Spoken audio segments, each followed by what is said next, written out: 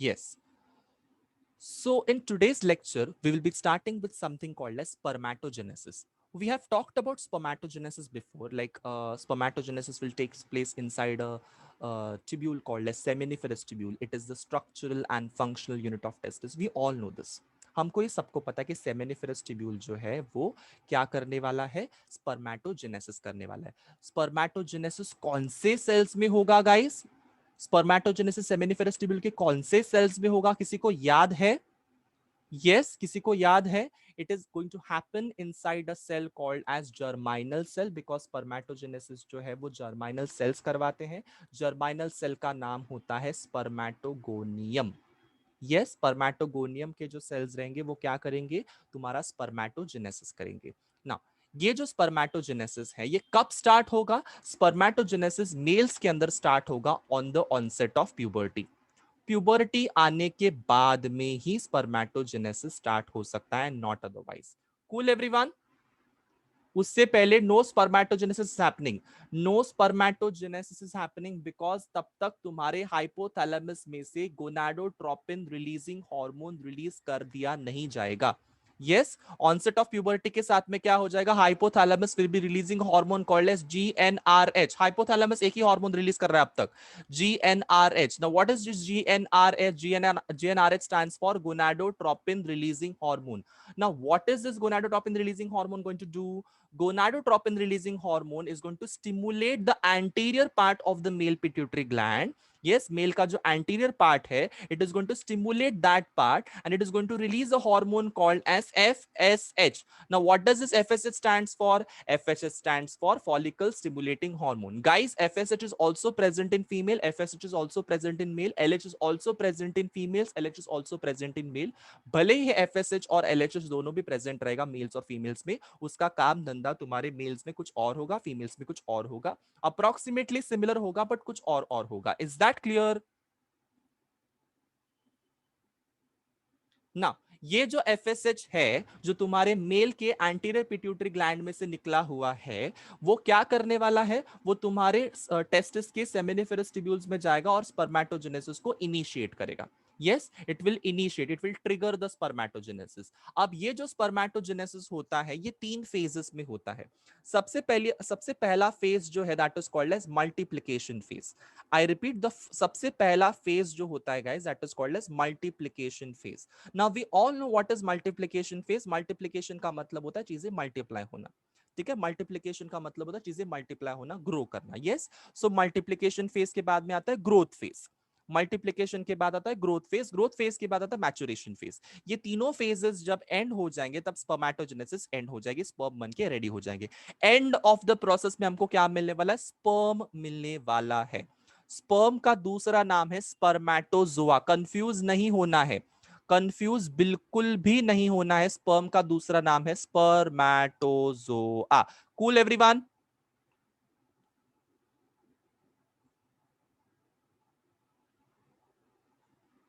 Yes.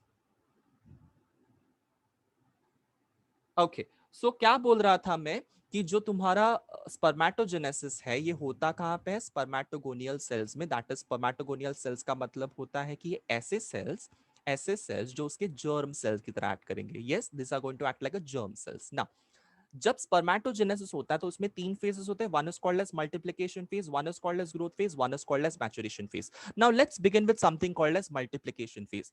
Multiplication phase में क्या होता है, the primordial germ cells of seminiferous tubule undergo repeated mitotic divisions. Guys, primordial germ cell नाम का एक जर्म सेल होता है तुम्हारे सेमिनिफेरस ट्यूब्यूल में. I repeat, primordial germ cell नाम का जर्म सेल होता है तुम्हारे सेमिनिफेरस ट्यूब्यूल में. उसमें रिपीटेड माइटोटिक डिविजन होंगे. माइटोसिस का मतलब कौन सा डिवीजन, इक्वेशनल डिवीजन. माइटोसिस का मतलब कौन सा division, equational division. Equational division का मतलब क्या होता है, हर एक सेल जो बनेंगे उसमें 46 46 46 46 क्रोमोसोम्स बनेंगे. Is that clear? यस. सो ये तुम्हारा प्राइमोर्डियल जर्म सेल है, ये तुम्हारे सेमिनिफेरस ट्यूब्यूल में होता है. ये प्राइमोर्डियल जर्म सेल जो है ये डिप्लॉइड है. डिप्लॉइड का मतलब क्या है, इसमें 2n नंबर ऑफ क्रोमोसोम्स है, इसमें 46 क्रोमोसोम्स रहेंगे. सो ये 46 सेल क्रोमोसोम वाला जो सेल है primordial germ cell, it is going to divide into 2. with the help of mitosis. This two cell is going to divide into further two. देखो ये भी दो सेल में डिवाइड करेगा, ये भी दो सेल में डिवाइड करेगा, और ये जितने भी सेल्स है 1 2 3 एंड 4, ये चारों के चारों सेल्स जो है इनको हम लोग स्पर्मेटोगोनिया बोलेंगे। मतलब स्पर्मेटोगोनिया किससे बनता है? प्राइमोर्डियल जर्म सेल से बनता है। प्राइमोर्डियल जर्म सेल्स किसका हिस्सा है? सेमिनिफेरस ट्यूब्यूल्स के पार्ट का हिस्सा है। यस, इसका हिस्सा ये सेमिनिफेरस ट्यूब्यूल का। सेमिनिफेरस ट्यूब्यूल में जो प्राइमोर्डियल सेल रहेंगे वो डिप्लॉयड रहेंगे। It is going to divide with help of a process called as mitosis, and it will result into something called as spermatogonia. This spermatogonia is diploid in nature. Clear everyone? सबके दिमाग में चमचम चमका? ये spermatogonia जो है अभी तक आ गया है, और ये फेज हम लोग जो बोल रहे थे it is just multiplication phase. अभी तक मैंने ग्रोथ फेज की बात नहीं की है, अभी तक मैंने मैचुरेशन फेज की बात नहीं की है। Now let's start talking about growth phase में क्या होता है। नाउ ग्रोथ फेज में तुम लोग देख सकते हो कि इतने सारे तुम्हारे क्या थे, इतने सारे तुम्हारे स्पर्मेटोगोनिया थे, उसमें से एक स्पर्मेटोगोनियम जो है वो रुक जाएगा डिवाइड करना, और वो अभी एनलार्ज हो जाएगा, उसका साइज बढ़ जाएगा। देखो तुम लोगों ने यहाँ पे देखा रहेगा, तो ये स्पर्मेटोगोनियम का साइज है, ये वन स्पर्मेटोगोनियम है, ये एक स्पर्मेटोगोनियम का साइज देखो, और ये एक स्पर्मेटोगोनिया का साइज देखो। सॉरी, ये तुम्हारे प्राइमरी स्पर्मेटोसाइट्स का साइज देखो। ये spermatogonium getting converted to primary spermatocyte, size देखो, साइज देखो, अप्रोक्सीमेटली डबल है, अप्रोक्सीमेटली डबल है। Yes, so just look at the sizes, compare the sizes. मैंने क्या बोला? प्राइमरी स्पर्मेटोसाइट में वो कन्वर्ट होगा। कौन? कौन? स्पर्मेटोगोनियम।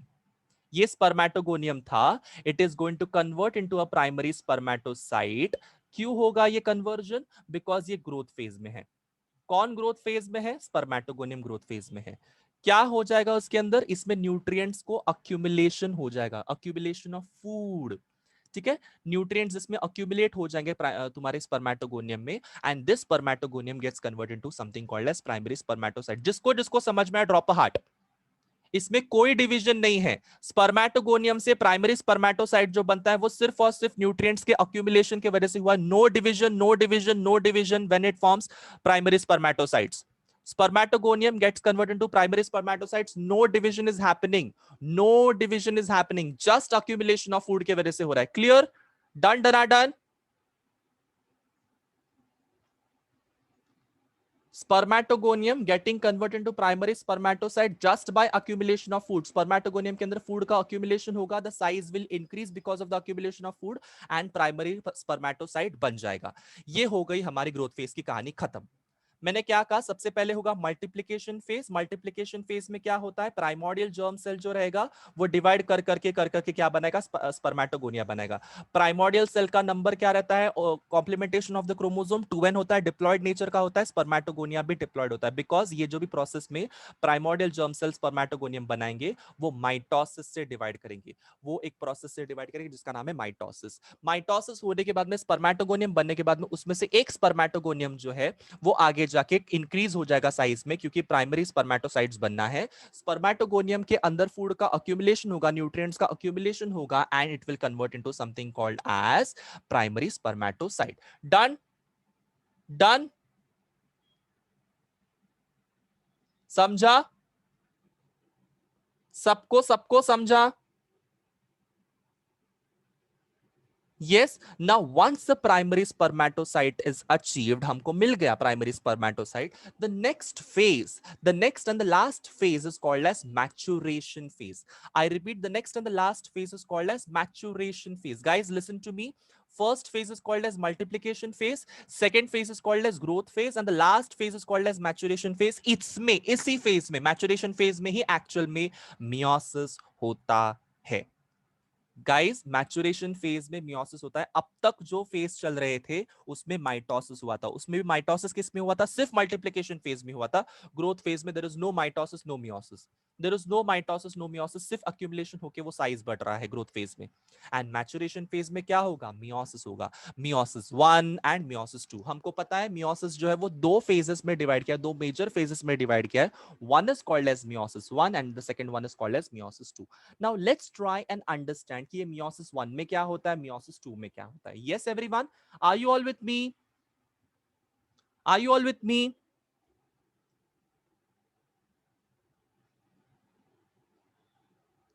यस अभी मियोसिस करने वाले, रिडक्शन डिवीजन करने वाले, ध्यान से सुनो एग्जैक्टली होने क्या वाला। मियोसिस वन की बात हो रही है यहाँ पे। मियोसिस वन में क्या हो जाएगा, मैच्योरेशन फेज में मियोसिस वन जो हो रहा है उसमें क्या हो रहा है कि जो तुम्हारा स्पर्मेटोसाइट है, प्राइमरी स्पर्मेटोसाइट है, इसका तुम्हारा नेचर क्या है, डिप्लॉयड है। इसका नेचर कैसा है, डिप्लॉयड है। ये डिप्लॉयड प्राइमरी स्पर्मेटोसाइट जो है वो तुम्हारा मियोसिस वन करेगा, और मियोसिस वन करके जो सेल्स यहां पे बनाएगा, देखो ये प्राइमरी स्पर्मेटोसाइट है, ये प्राइमरी स्पर्मेटोसाइट डिवाइड करेगा into two cells, one and two. ये जो दोनों सेल्स बनेंगे प्राइमरी स्पर्मेटोसाइट से, इसको हम लोग सेकेंडरी स्पर्मेटोसाइट्स बोलते हैं। और ये दोनों सेकेंडरी स्पर्मेटोसाइट में हैप्लॉइड क्रोमोसोम नंबर होगा, because meiosis one is nothing but the reduction division. Yes meiosis one is nothing but the reduction division. इसमें 46 जो क्रोमोसोम तुम्हारे प्राइमरी स्पर्मेटोसाइट में थे, वो प्राइमरी स्पर्मेटोसाइट के 46 क्रोमोसोम हाफ हाफ डिवाइड होके सेकेंडरी स्पर्मेटोसाइट्स में चले गए। डन, डन, समझा?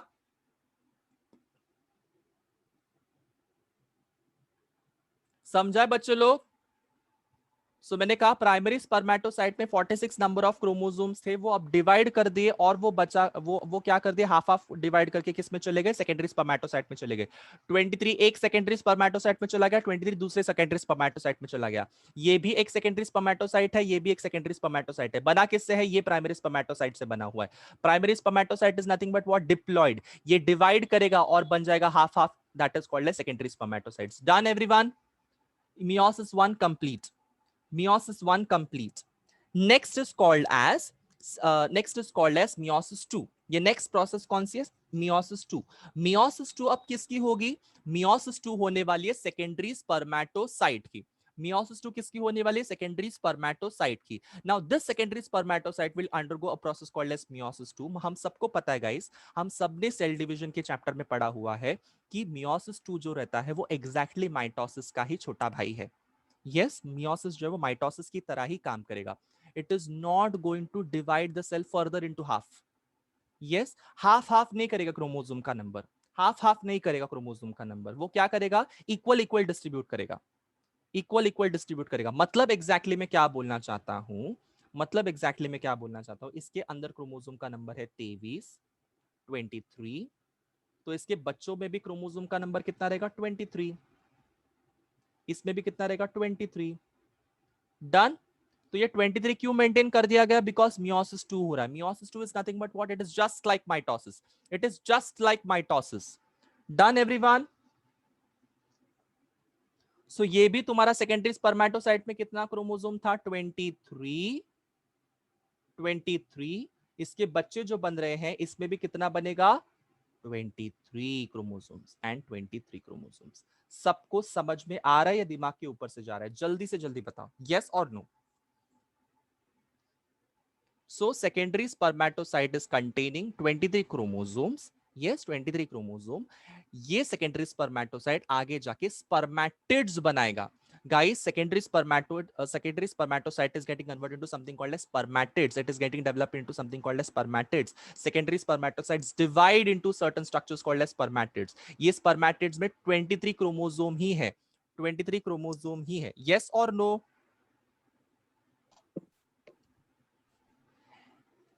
यस। सो वापस से एक बार वापस से सुनते हैं जो मैंने बोला है, एक बार वापस से क्रिस्टल क्लियर समझाता हूं और उसके बाद में थोड़ा आगे बढ़ते हैं। यस अभी तक मैंने क्या क्या बोला, अभी तक मैंने बोला मल्टीप्लीकेशन फेज हुआ, ग्रोथ फेज हुआ, मैच्योरेशन फेज हुआ। मल्टीप्लीकेशन फेज जो हो रहा है बच्चे लोग, वो कैसे हो रहा है, मल्टीप्लीकेशन फेज हो रहा है प्राइमोर्डियल सेल का। प्राइमोर्डियल जर्म सेल जो था वो डिप्लॉयड था, ये वाला डिप्लॉयड सेल है। यस ये डिप्लॉयड सेल आगे जाके डिवाइड करेगा इनटू टू डिप्लॉयड सेल्स, आगे जाके फिर से डिप्लॉयड सेल्स बनाएगा, ये 1 2 3 4, ये चारों डिप्लॉयड सेल्स को हम लोग क्या बोलते हैं, स्पर्मेटोगोनिया बोलते हैं। इसमें से एक स्पर्मेटोगोनिया जो है वो डिवाइड करना रुक जाएगा और वो क्या बनेगा, अभी प्राइमरी स्पर्मेटोसाइट बनेगा। ग्रोथ फेज में चला जाएगा वो, ग्रोथ फेज में। ग्रोथ फेज में क्या होता है, स्पर्मेटोगोनियम में तुम्हारा जो फूड मटेरियल है, न्यूट्रिएंट मटेरियल है, वो अक्यूमुलेट होना स्टार्ट हो जाएगा and it gets converted to something called as primary spermatocytes. Growth phase में there is no division of cell, mitosis भी नहीं होगा, डिवीजन भी नहीं होगा, मियोसिस का डिवीजन भी नहीं होगा ग्रोथ फेज के अंदर। Next we come to maturation phase. Maturation phase में तुम्हारा मियोसिस होता है, meiosis 1 and meiosis 2। Meiosis 1 and meiosis 2. हम सबको पता है meiosis 1 is the actual reductional division. Meiosis 1 is the actual reductional division. Now let's try and understand actual reductional division का मतलब क्या होता है. प्राइमरी स्पर्मेटोसाइट का जो क्रोमोसोम का नंबर है दैट इज 46. ह्यूमंस के सेल है तो 46 ही होगा, बट ऑब्वियस है. सो 46 इसका क्रोमोसोम का नंबर है. बट जैसे ही सेकेंडरी स्पर्मेटोसाइट वो बनाएगा विद हेल्प ऑफ मियोसिस 1, उसमें उसके जो दोनों सेल्स रहेंगे उसमें कौन से क्रोमोसोम जाएंगे, 23 23 जाएंगे. हाफ हाफ जाएंगे. 46 का हाफ इज 23. ये 23 हाफ इधर गया, ये 23 हाफ इधर गया. ना जो सेकेंडरी स्पर्मेटोसाइट था वो नेक्स्ट क्या करेगा, मियोसिस 2 करेगा. Secondary spermatocyte will do something called as meiosis 2. ठीक है, secondary spermatocyte will do something called as meiosis 2. Now this secondary spermatocyte will divide by doing meiosis 2 and will give rise to a cell called as spermatids. Total 4 cells मिलेंगे. एक cell से दो, एक cell से दो, total 4 sales मिले, 4 spermatids मिले. और वो चारों के चारों स्पर्मेटिड्स में कितना क्रोमोसोम नंबर है, 23, 23, 23, 23 एंड 23. डन. सो ये 23 क्रोमोसोम नंबर्स तुमको क्यों मिले, because meiosis 2 is just like mitosis. जिसको जिसको समझ में आया just drop out in the chat box, everyone. Yes. Now now जो तुमको स्पर्मेटिड दिखाई दे रहा है, ये स्पर्मेटिड जो दिखाई दे रहा है, ये स्पर्मेटिड जो तुमको दिखाई दे रहा है, ये वाला, ये वाला, ये वाला और ये वाला, तुमको जो स्पर्मेटिड दिखाई दे रहा है, ये स्पर्मेटिड जो है it is the non functional male gamete. It is the non functional male gamete. It is non motile. क्या तुमको स्पर्मेटिड के पास में टेल दिखाई दे रहा है? The answer is no. The answer is no. Spermatid के पास में टेल दिखाई दे रहा है? The answer is no. Yes, there is no tail for the spermatids. Spermatid के पास में अभी भी टेल आया नहीं है. वो कब आएगा? जब स्पर्मेटिड स्पर्म्स में कन्वर्ट हो जाएगा. स्पर्म में कन्वर्ट हो जाएगा का मतलब क्या है? Spermatids getting convert into a structure called as spermatozoa. Yes everyone, Chunnu मुन्नूस. स्पर्मेटिड जब स्पर्मेटोजोआ में कन्वर्ट हो जाएगा उसको तब हम लोग बोलेंगे कि ओके तब टेल आएगा. And the spermatozoa will be functional male gamete. It is going to move. It is going to it has the motility. Motility का मतलब क्या? यहां से वहां वो मूव कर सकता है. Female gametes can not move but male gametes can move because it has a flagella, it has a tail. Yes everyone.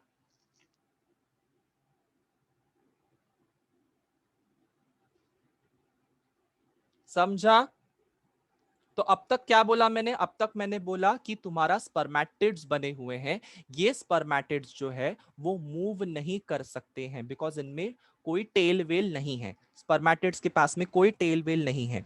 तो जब तुम्हारा स्पर्मेटिड स्पर्मेटोजोआ में या फिर स्पर्म में कन्वर्ट होता है तब उसके पास में टेल डेवलप होती है. और ये टेल डेवलप जो हो रही है प्रोसेस की, इस प्रोसेस का नाम है स्पर्मियोजेनेसिस. मतलब the conversion of the spermatids, immature spermatids into a mature spermatozoa is referred to as spermiogenesis. Clear? Spermiogenesis spermatogenesis में डिफरेंस है.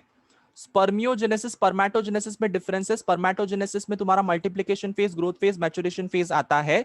और स्पर्मियोजेनेसिस में सिर्फ spermatids getting converted into spermatozoa होगा. डन. समझा? दोनों में कंफ्यूजन क्रिएट मत करो. दोनों में कंफ्यूजन क्रिएट मत करो. तुम्हारा प्राइमोर्डियल जर्म सेल से लेके तुम्हारे स्पर्मेटिड तक की जो जर्नी है, ये जो जर्नी है इसको हम लोग स्पर्मेटोजेनेसिस बोलेंगे.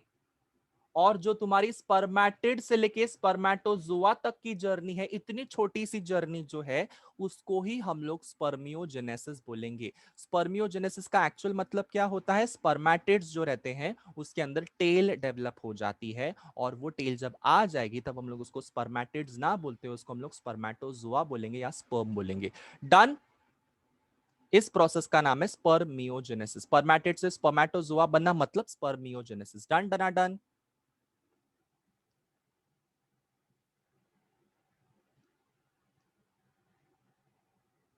सबको समझा ये चीज? ओके. ओके. ना what we have to talk about कि स्पर्मियोजेनेसिस में एग्जैक्टली क्या होता है, सिर्फ टेल डेवलपमेंट होता है क्या, तो नहीं। इसमें सिर्फ टेल डेवलपमेंट होता है क्या, सिर्फ स्पर्म में टेल है क्या, तो नहीं। हम लोग आगे जाके देख सकते हैं कि बहुत सारे स्ट्रक्चर्स, हम लोग आगे डिटेल में स्ट्रक्चर ऑफ स्पर्म पढ़ने वाले हैं, स्पर्म का स्ट्रक्चर एकदम डिटेल में पढ़ने वाले, तुम लोग देख सकते हो कि स्पर्म के इतने छोटे सेल में क्या क्या रहता है। यस, तो ये जो भी चीजें है उस स्पर्म के अंदर है, ये भी चीजें कब बनेंगी, जब स्पर्मेटिड से स्पर्मेटोजोआ बनेगा तब। यस, स्पर्मियोजेनेसिस जब होगा, स्पर्मियोजेनेसिस के टाइम पे ही उसके अंदर वो सारी चीजें बनते जाएंगी। कौन सी चीजें बनेंगी, तो सबसे पहले जो सेंट्रियोल्स तुम्हारे स्पर्मेटिड्स में थे वो रीअरेंज हो जाएंगे। सेंट्रियोल स्पर्मेटिड्स के अंदर जो थे वो रीअरेंज हो जाएंगे as primary and distal centriole. जो तुम्हारा माइटोकॉन्ड्रिया रहता है स्पर्म के अंदर, वो स्पाइरली अरेंज हो जाएगा।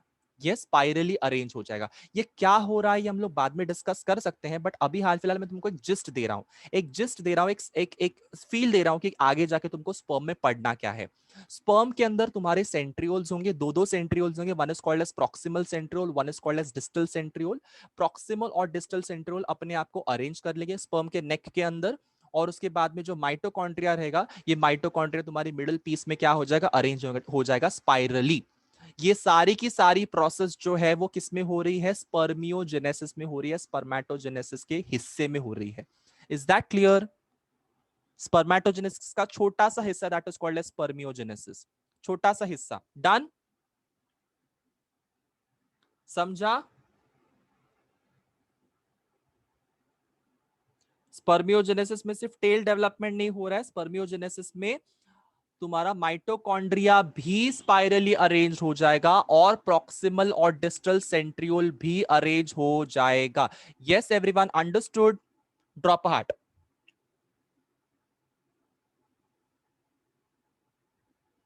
Drop heart everyone.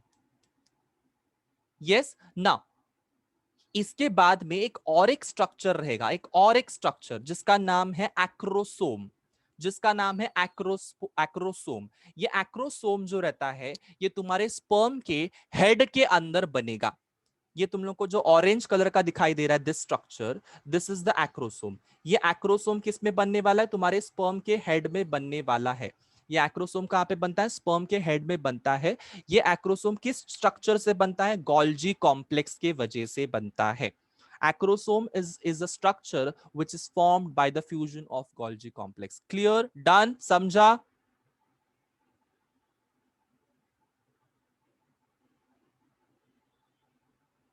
So acrosome formation, mitochondria arrangement, centriolar arrangement and tail formation, ये चारों चीजें कब होंगी, जब स्पर्मेटिड स्पर्मेटोजोआ में कन्वर्ट होगा।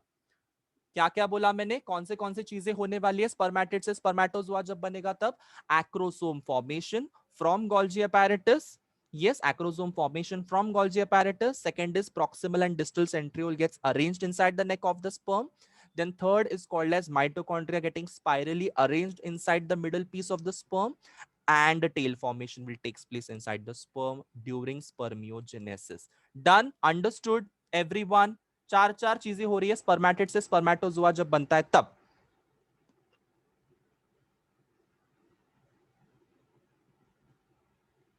अंडरस्टूड?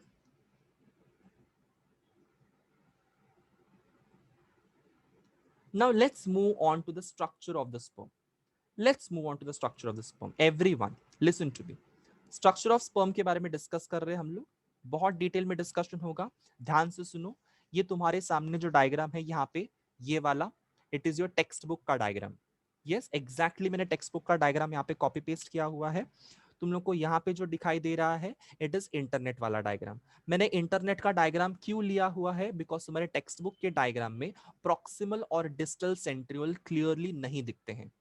प्रॉक्सिमल और डिस्टल सेंट्रियोल क्लियरली नहीं दिखते हैं। That's why I have taken a diagram from the internet which is very particular and very right. बहुत ही करेक्ट डायग्राम है ये, ठीक है। सो ये डायग्राम तुम लोग ड्रॉ कर सकते हो तुम्हारे एग्जाम में, या ये भी डायग्राम तुम लोग ड्रॉ कर सकते हो तुम्हारे एग्जाम में, डिपेंडिंग अपॉन द स्टूडेंट कि तुमको कौन सा डायग्राम ड्रॉ करना है। डिपेंडिंग ऑन द स्टूडेंट तुमको कौन सा डायग्राम ड्रॉ करना है, तुम लोग चूज कर सकते हो। But please don't draw this diagram. ये डायग्राम को मत ड्रॉ करो, बिकॉज इसमें लेबलिंग्स भी कम है और ये डायग्राम भी टेक्निकली ज्यादा करेक्ट नहीं है। ठीक है, सो ये वाला डायग्राम ड्रॉ करो या ये वाला डायग्राम ड्रॉ करो। This is the half sperm का डायग्राम, हाफ है ये, हाफ आधा है, इसकी टेल पूरी नहीं है, इसकी टेल पूरी नहीं है। This is the half sperm का डायग्राम। सो ये मत ड्रॉ करो बिकॉज ये हाफ है, ये ड्रॉ करो बिकॉज ये तुम्हारे टेक्स्ट बुक में भी है और ये पूरा डायग्राम भी है। डन, समझ में आया? इसको अंडरस्टैंडिंग करने के लिए मैंने यहाँ पे ये तुम्हारा इंटरनेट वाला डायग्राम उठाया है। Done everyone? Now let's try and understand the structure of sperm. Let's try and understand. सबसे पहले तुम लोगों को स्पर्म के स्ट्रक्चर्स में क्या क्या होना चाहिए देखते हैं। सबसे पहली बात, तुमको जब स्पर्म का स्ट्रक्चर पढ़ाया जाएगा तो उसमें क्या दिखाया जाता है? हेड दिखाया जाता है, head. This is the head position. ठीक है, this is the head. Head के बाद आता है एक छोटा सा स्ट्रक्चर आता है जिसका नाम है नेक। हेड के बाद क्या आता है? नेक। नेक के बाद क्या आता है? बीच वाला पार्ट है जिसको हम लोग मिडल पीस बोलते हैं, ये वाला मिडल पीस।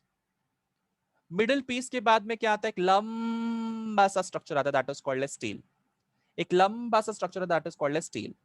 सो मैंने क्या क्या बोला? Your sperm is basically divided into 1 2 3 4 4 regions, basic 4 regions. कौन से basic 4 regions? One is called as head, one is called as neck, one is called as middle piece, one is called as tail. ठीक है, head, neck, middle piece, tail. सबको समझा? Yo head, neck, middle piece and tail. कहां से कहां तक है सबको समझ में आया? हेड तुम्हारा इधर से लेके, इधर से स्टार्ट होता है, इधर तक आएगा। नेक तुम्हारा मिडल पीस के बीच में है, मिडल पीस के यहाँ पे कहीं तो है, मिडल पीस और तुम्हारे हेड के बीच में जो जगह बची हुई है दैट इज नेक। उसके बाद में क्या स्टार्ट होता है? मिडल पीस स्टार्ट होता है। मिडल पीस के बाद में क्या स्टार्ट होता है? टेल स्टार्ट होती है, एंड तक टेल जाती है, लंबी सी टेल होती है। Now let's try and understand तुम्हारे हेड रीजन में क्या क्या चीजें अक्यूमुलेटेड है, क्या क्या चीजें लोकेटेड है। हेड रीजन में तुम लोग यहाँ पे देख सकते हो एक बड़ा सा न्यूक्लियस है, बड़ा सा न्यूक्लियस। यहाँ पे एक बड़ा सा न्यूक्लियस है। अब न्यूक्लियस है, अब न्यूक्लियस है तो उसमें क्या होगा? क्या होगा न्यूक्लियस के अंदर? Yes, what will be there inside the nucleus?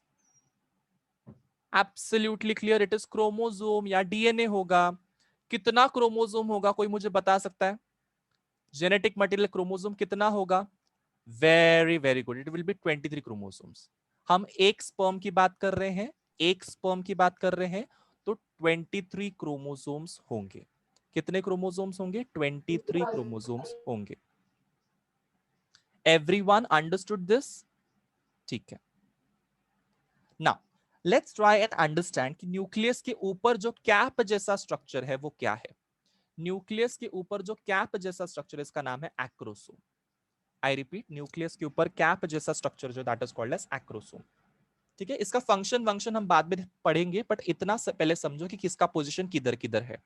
Nucleus के ठीक ऊपर एक्रोसोम होता है। ठीक है, एक्रोसोम के बाद न्यूक्लियस, न्यूक्लियस के बाद जो तुम लोग को स्ट्रक्चर दिखाई दे रहा है that is centriole. Centriole, nucleus के बाद तुमको क्या दिखाई दे रहा है? सेंट्रियोल दिखाई दे रहा है। बट सेंट्रियोल का पोजीशन हेड के अंदर है क्या?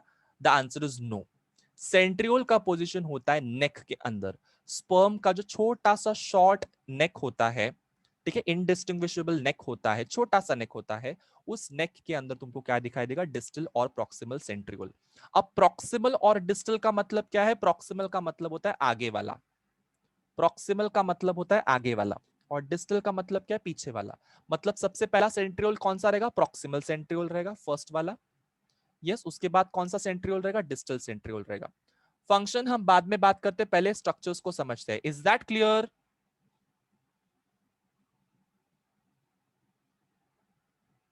सो मैंने कहा एक्रोसोम, मैंने कहा न्यूक्लियस। एक्रोसोम और न्यूक्लियस दोनों के दोनों स्ट्रक्चर्स तुम्हारे स्पर्म के हेड में होंगे।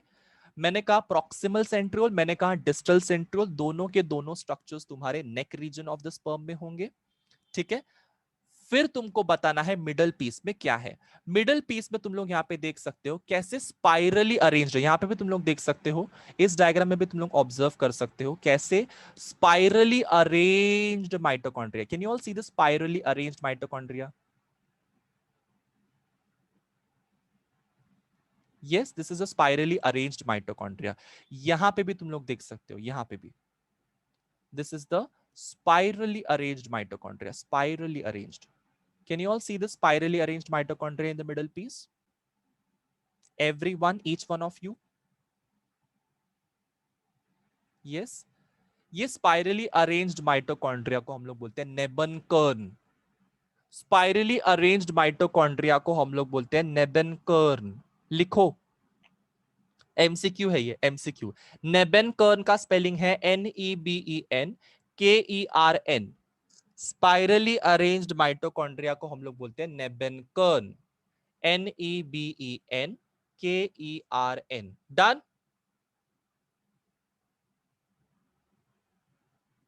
नाउ नेबेनकर्न माइटोकॉन्ड्रिया जो है, स्पाइरली अरेंज्ड माइटोकॉन्ड्रिया जो है, इसके बाद वाला जो स्ट्रक्चर है, मिडिल पीस के बाद वाला जो स्ट्रक्चर है, that is called as tail.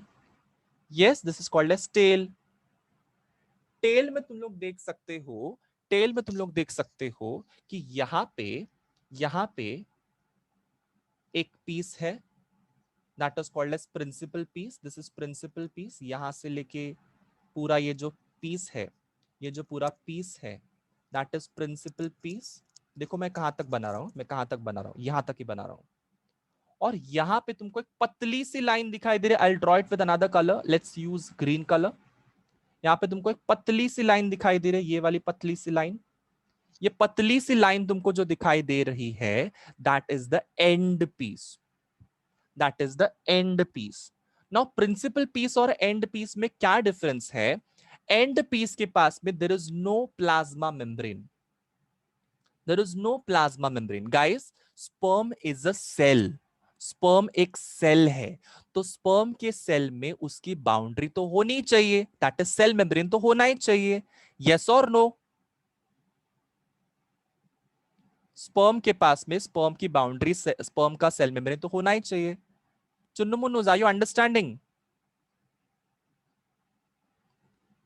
So head से लेके प्रिंसिपल पीस तक स्पर्म जो रहता है वो कवर्ड रहता है with the help of plasma membrane.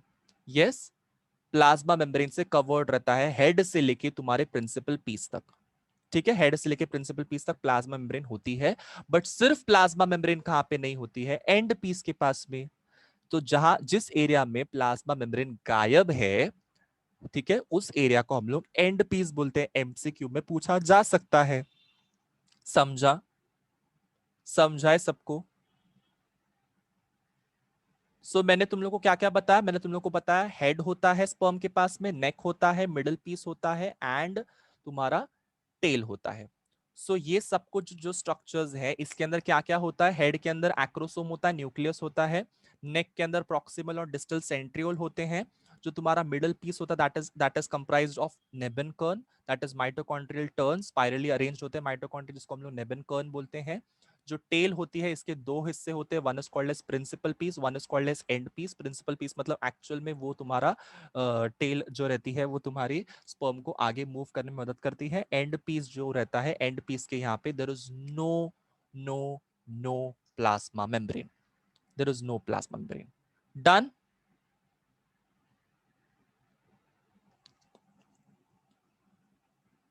Done everyone? Okay, चलिए।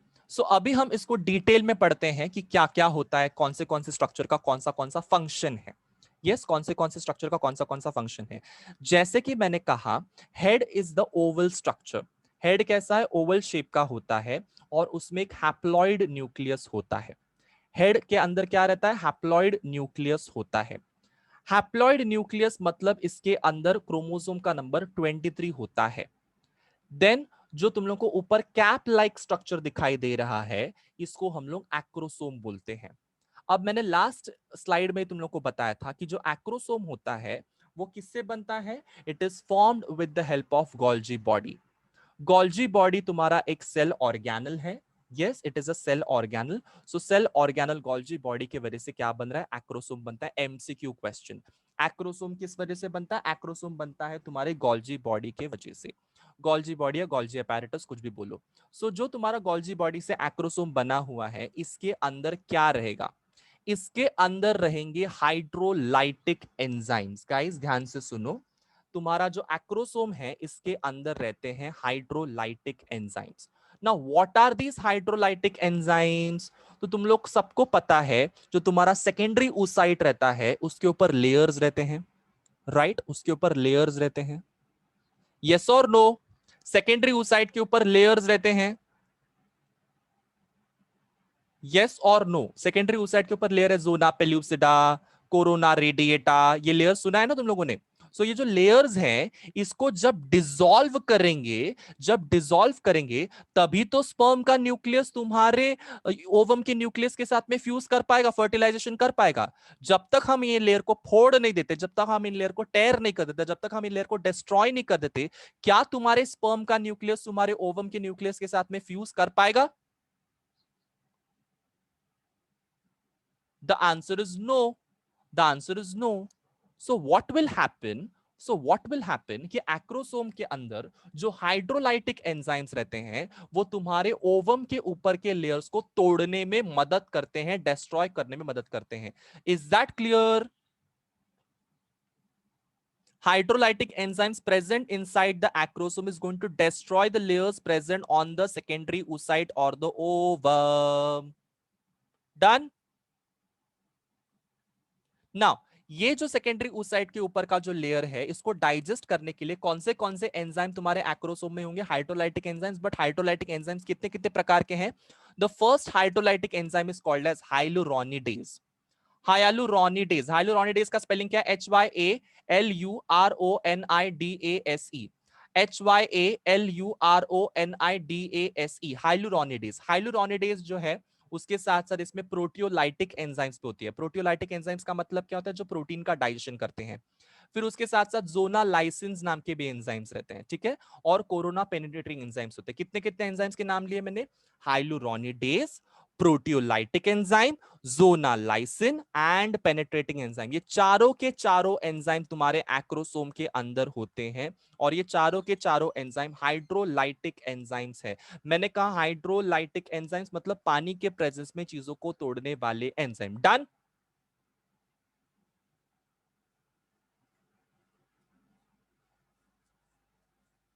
समझा? वापस से समझा रहा हूं, ध्यान से सुनो। हाइड्रोलाइटिक एंजाइम्स किस में रहते हैं? एक्रोसोम के अंदर रहते हैं। इन एक्रोसोम के अंदर जो एंजाइम रहते हैं उनको हम लोग हाइड्रोलाइटिक एंजाइम्स बोलते हैं। चार प्रकार के हाइड्रोलाइटिक एंजाइम्स है। One is called as hyaluronidase, one is called as proteolytic enzyme, one is called as zona lysin and the other one is called as corona penetrating enzyme. Done everyone? Understood? Drop a heart.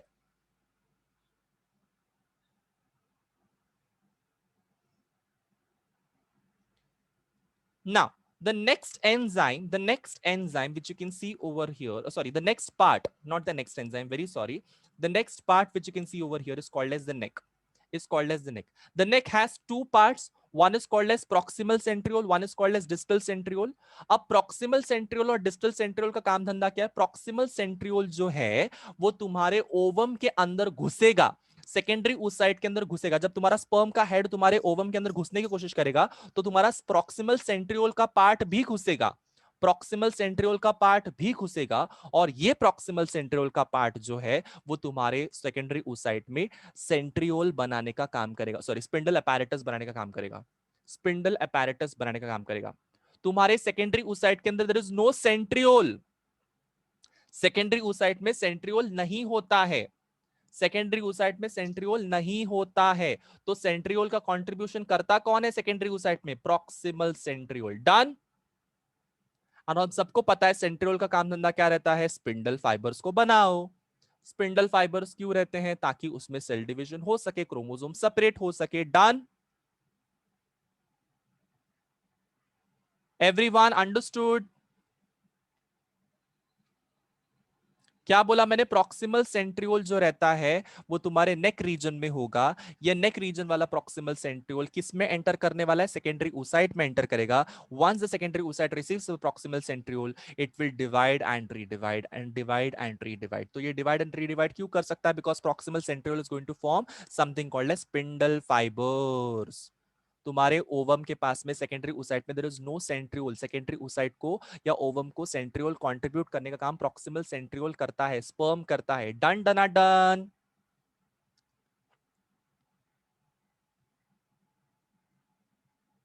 Now, what is the function of distal centriole? Distal centriole is going to continue. Distal centriole is going to continue to form the axoneme part. This is the axoneme part. ये तुम लोग को axoneme दिखाई दे रहा है नीचे वाला? Yes, तुम लोग को ये axoneme दिखाई दे रहा है। ये देखो यहाँ पे भी दिखाई देगा तुम लोग को axoneme. ये तुम लोग को लाइन लाइन दिखाई दे रहे हैं, ऐसे वाले लाइन लाइन। ये axoneme का स्ट्रक्चर है। ये axoneme यहाँ पे भी कंटिन्यू हो जाएगा। मतलब ये तुम्हारा बीच का जो पार्ट है टेल का, ये बनाने का काम करेगा। Clear everyone? So distal centriole will convert will help the entire sperm to develop into something called as axoneme. Done. 9+2 arrangements, 9+2 arrangement हमने पढ़ा हुआ है axoneme का। Yes और no? किसी भी सीलिया, किसी भी फ्लैजुला में 9+2 अरेंजमेंट होता है। पढ़ा है कि नहीं पढ़ा है?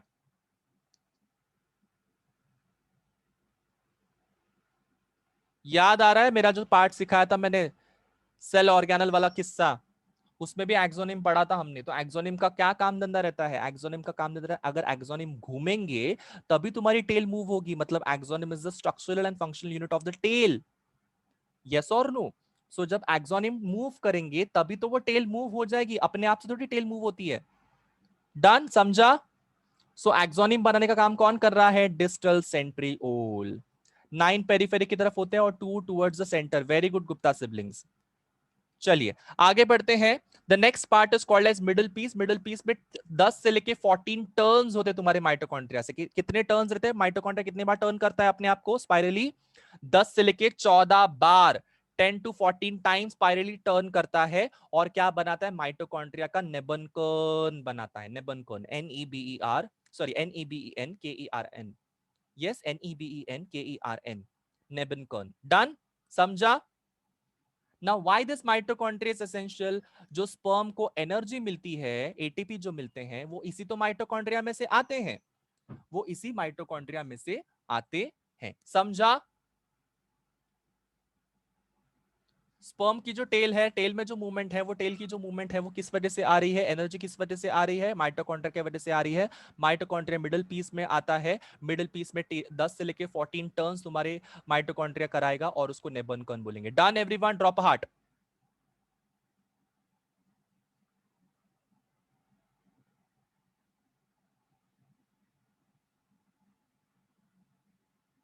Now the next part is called as the tail. The next part is called as the tail. It is a long, slender and tapering part containing cytoplasm and fine threads, axial filaments की. Yes, जो तुम्हारी tail जो है, it is a long part, slender part, tapering part. Tapering मतलब समझते हो सब लोग? Long भी समझते हो, slender भी समझते हो। Slender का मतलब होता है cylindrical. स्लेंडर का मतलब होता है सिलेंड्रिकल, लॉन्ग का मतलब होता है लंबा, और टेपरिंग का मतलब होता है आगे से ब्रॉड होता है और पीछे पीछे जाते जाते वो क्या हो जाता है? नैरो होते जाता है। टिप पे देखो नैरो हो गया है वो। यस, सो तुम्हारी ये टेपरिंग होती है, इसमें साइटोप्लाज्म भी होता है टेल के अंदर, और साथ ही साथ में इसमें एक्शियल फिलामेंट्स भी होते हैं। ये जो एक्शियल फिलामेंट्स है ये किस में से आते हैं? एक्शियल फिलामेंट्स आते हैं डिस्टल सेंट्रियोल की वजह से। एक्शियल फिलामेंट्स किसमें से आते हैं? 9+2 अरेंजमेंट, डिस्टल सेंट्रियोल बनाता है सब कुछ। Done everyone?